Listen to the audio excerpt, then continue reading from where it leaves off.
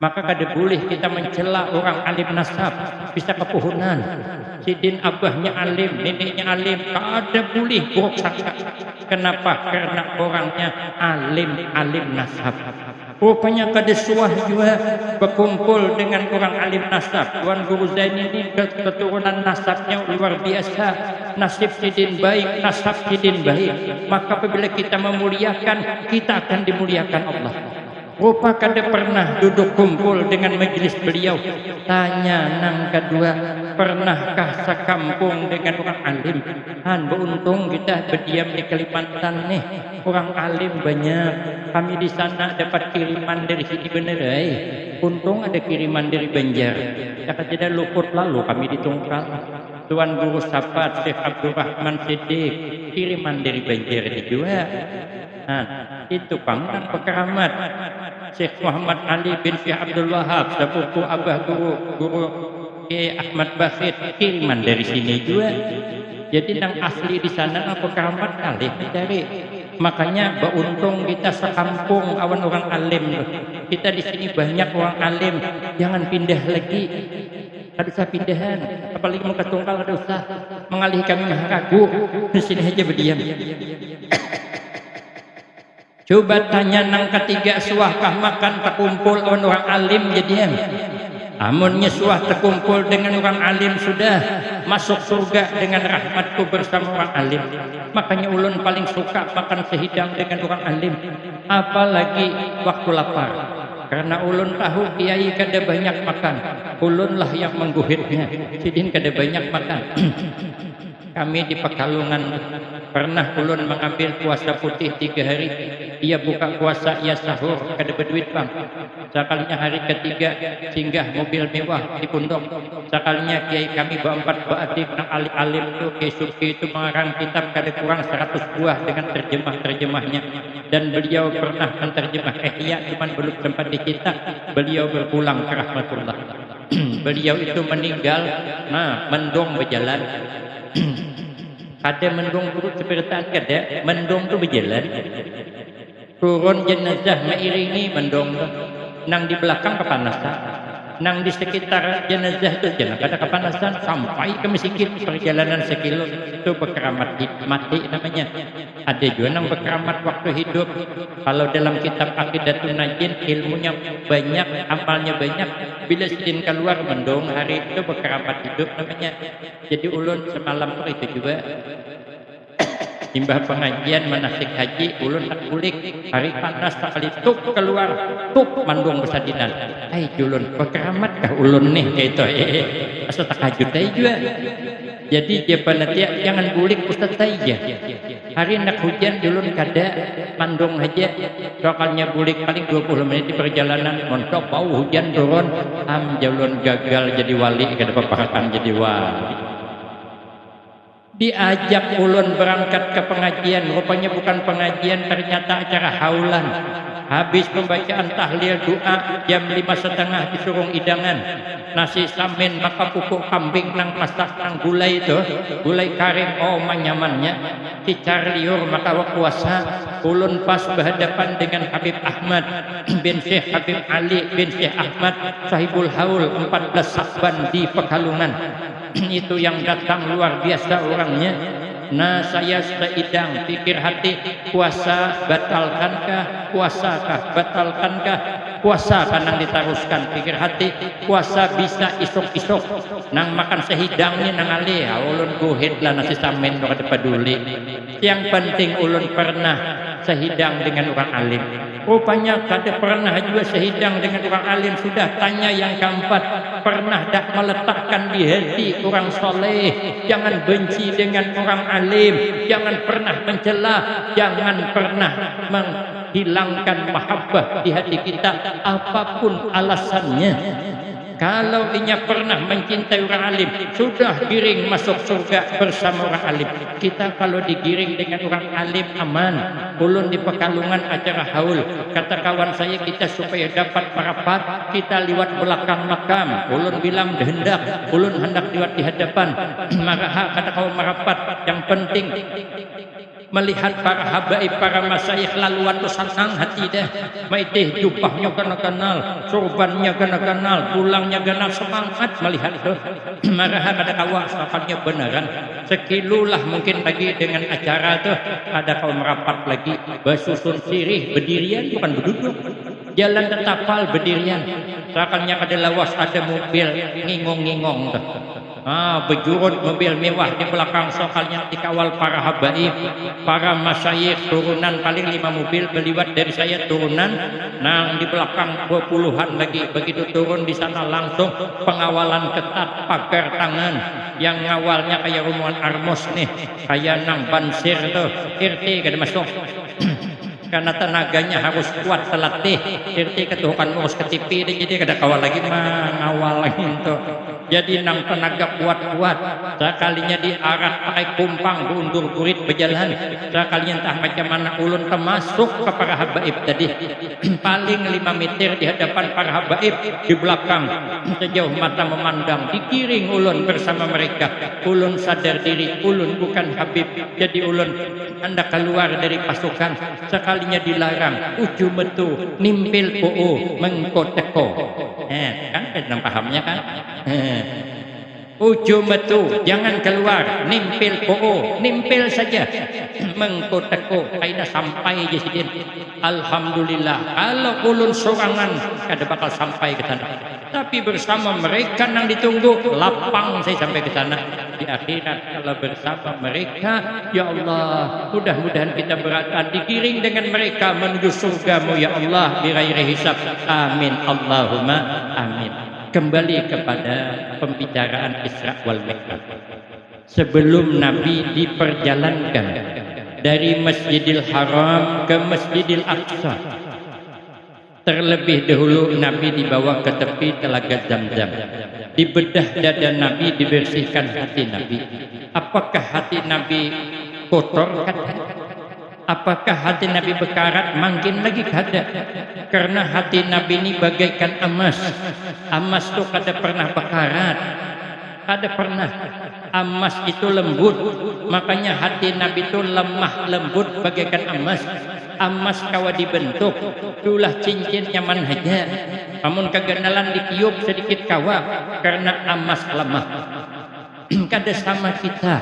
Kalau kita ni hati bagaikan besi, tasda'u kama tasda'ul hadid, bisa menerima karat seperti bekaratnya wasi. Makanya mun kita hati sudah bekarat, hati karas tahan patah mengalah maka kada. Awan bini bertangkar hari-hari, mangkok takipai liwat lelungkang, piring pecah karena hampas nang bini hampas piring 2, nang laki selusin, nang bini membalik banyu setimba, nang laki setrum, pantang katanya harga diri terinjak-injak. Duit bisa dicari, harga diri dipertahankan. Sama pada bungol. Oh janang laki ding, aku menyesal menikahi ikam ni. Oh janang bini, aku dari halam dah menyesal. Tadahulu pada ikam menyesalnya. Amun aku muyak je, berpisah aja kita. Siapa takut? Ya yang bini. Ada kameran Yayang panggilannya. Sekalinya melawan sidin. Amun aku muyak jana laki kamu talak 3. Oh janang bini, jangankan talak 3, talak 16 kulawan. Pada mana ada talak 16 saking syariknya. Makanya kita nih hidup jangan bersesarikan. Nabi itu pemurah kada pemarah. Janganlah kita pemarah. Mana kada pemurah pemarah pulang. Apa untungnya kita marah-marah? Makanya ada seorang laki-laki datang kepada Rasulullah. Ya Rasulullah, ausini, berikan wasiat nah ulun, berikan pesan olehmu kepada ulun. Apa nang bagus ulun lakukan? Puja Nabi latardab ikam jangan penyarikan. Minta pulang tambahi ya Rasulullah, ya Nabi latardab jangan penyarikan. Cukup 3 kali latardab iya kawal gadab, takuti olehmu akan sifat marah. Karena orang marah bisa nikat. Ada kisah orang umur 70 tahun hendak berobat ke dokter, hendak mengadakan konsultasi. Penyakit banyak, berunding konsultasi. Ini melaporkan penyakit, minta jalan keluar namanya konsultasi. Nah, Oh je orang tua ngapalah dokter sebabnya. Akhir-akhir ini ulun ranjak sakit kepala. Selalu sakit kepala, harap banget sakit kepala. Oh je dokter berapa umur pian? Umur ulun 70 dokter ai. Oh je dokter biasalah Pak, yang sabar itu memang sudah bawaan orang umur 70 tahun. Dasar kuat ini kepala, apalagi sawit murah. Yang kedua bertakun pulang kenapa di dokter ulun selalu sakit pinggang. Ujar dokter yang sabar Pak, biasalah itu memang sudah bawaan orang umur 70 tahun. Tersinggung Sidin, apabila ditanya 70 tahun nampak banget ya Sidin memadahkan aku Tuhan. Ikam hawas saja sebakas lagi menyambat 70 tahun melapau tangan sebelah ke kepala. Sakalnya bertakun pulang kenapa di dokter ulun ni karap bangkak betis asam urat. Ujar dokter biasalah Pak, yang sabar itu memang sudah bawaan orang umur 70 tahun. Lapau tempilik din sebakas. Ya dokter ngapa Pak kau tempiling aku? Ujar nang orang tua biasalah dokter ay. Yang sabar ya itu memang sudah bawaan orang umur 70 tahun. Dasar agak penamparan sedikit.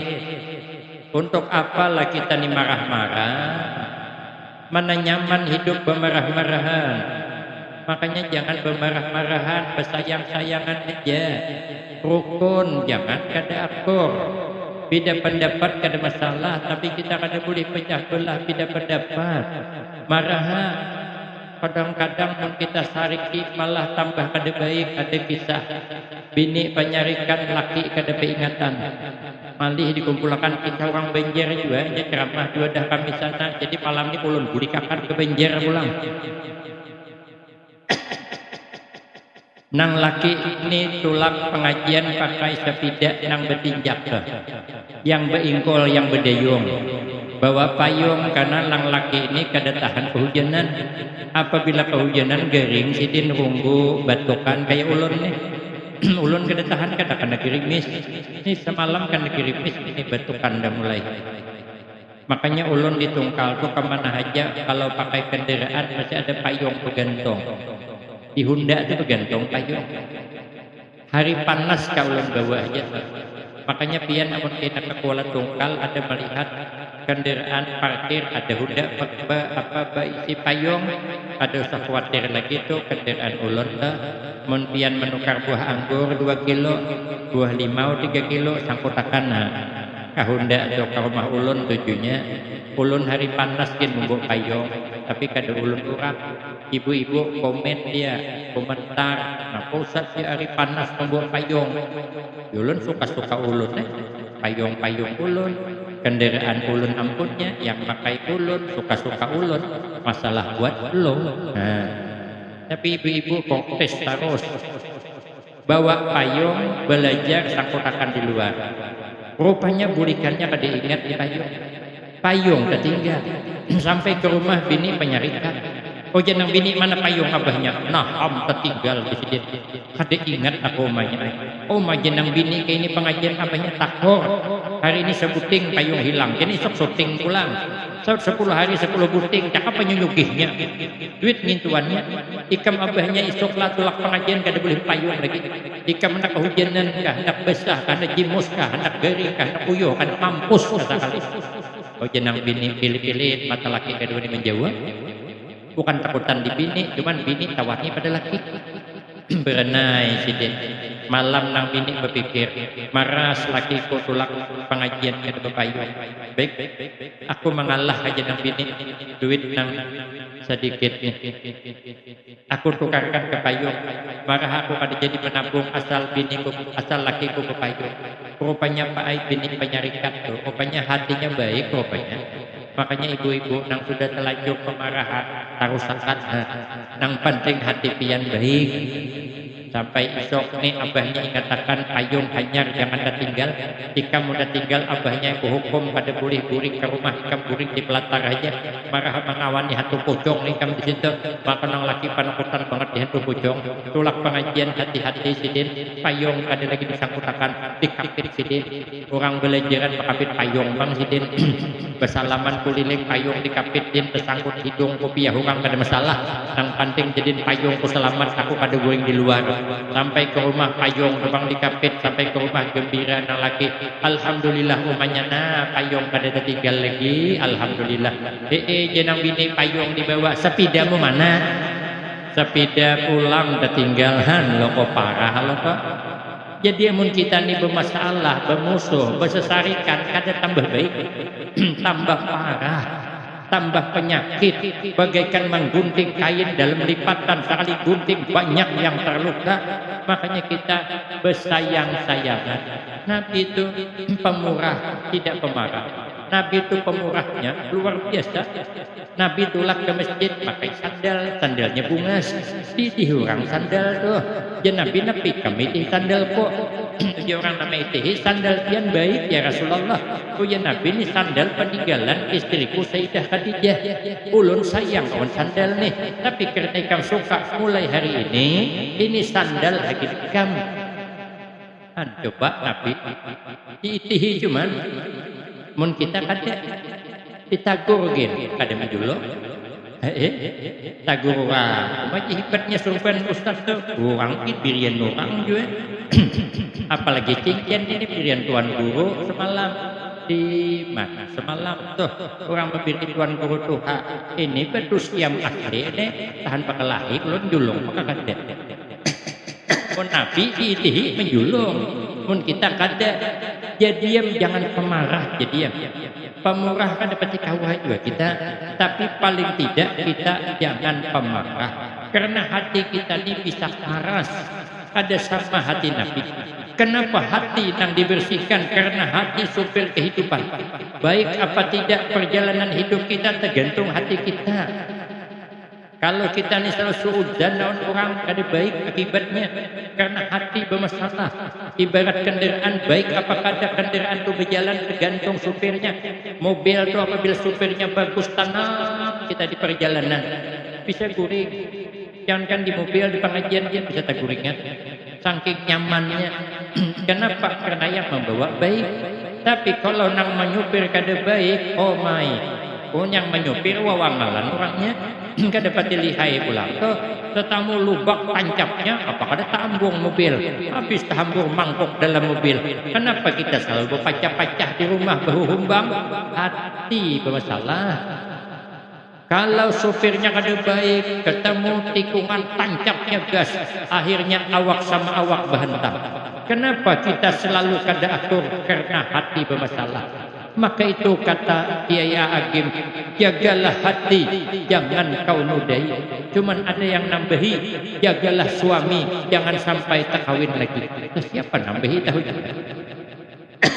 Imam Ahmad bin Hanbal, beliau pernah suatu saat dikasih raja kibas sekong. Koja raja, tolong sembelihakan kibas kunih. Karena bawakan angkutan yang terpenting kepadaku. Sakannya dibawakan Imam Ahmad bin Hanbal cuma dua. Satu lidahnya, yang kedua hatinya. Koja raja kenapa makanan dua nih aja dibawakan? Koja Imam Ahmad bin Hanbal, orang kalau hendak selamat cukup menjaga nang dua nih. Apabila lidah dijaga, hati dijaga daripada penyakit hasad, penyakit sombong, merasa hebat, ketujuh dipuji, anjungan, maka selamat hidup. Tapi orang kalau hendak sengsara hidup jangan dijaga nang dua nih. Cakap sembarangan, hati buruk sangka terus, hati dengki terus, hati sombong terus, kada bakal selamat.